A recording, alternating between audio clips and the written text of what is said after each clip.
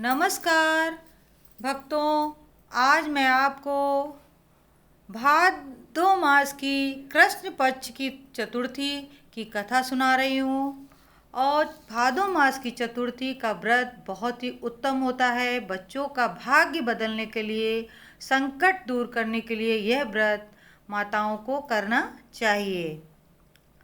भादो माह की कृष्ण चतुर्थी का व्रत, जिसको संकट नाशक चतुर्थी कहा गया है, और इस व्रत को गणेश जी बोले, हे माता, भादो कृष्ण चतुर्थी संकट नाशक तरह तरह के फलों एवं सब सिद्धियों को देने वाली है।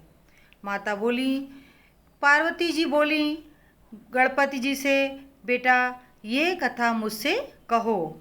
पूर्व काल में एक पुण्य आत्मा और यशस्वी राजा नल हुए। उनकी रूपमती रानी दमयंती नाम से विख्यात हुई। राजा नल को एक बार शापग्रस्त होकर राज्य छोड़ना पड़ा और अपनी रानी से अलग रहने में दुख उठाना पड़ा। तब रानी ने इस उत्तम व्रत को किया। पार्वती जी ने गणेश जी से पूछा, हे पुत्र, दमयंती ने किस तरीके से इस व्रत को किया और किस प्रकार व्रत के असर से 3 महीने के भीतर ही उन्हें अपने पति से मिलने का अवसर मिला। इस सब बातों को आप बतलाइए।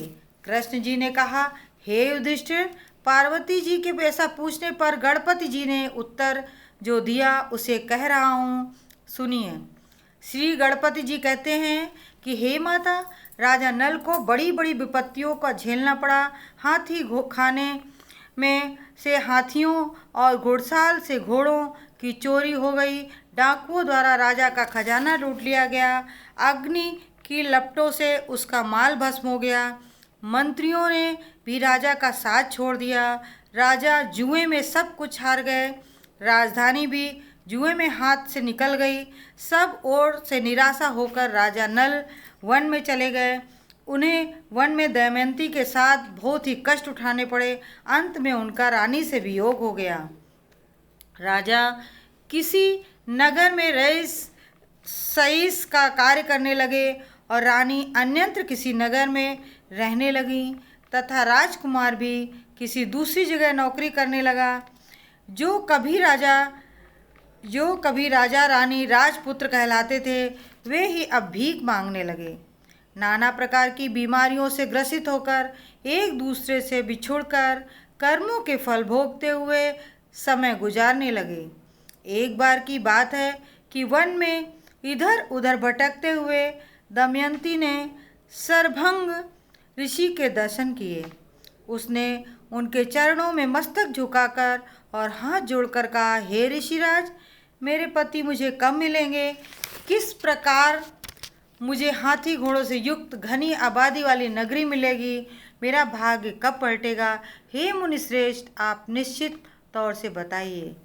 श्री गणेश जी कहते हैं कि दमयंती का यह प्रश्न सुनकर शरभंग ऋषि ने कहा, हे दमयंती, मैं तुम्हारे भले की बात बता रहा हूँ, इसे सुनो।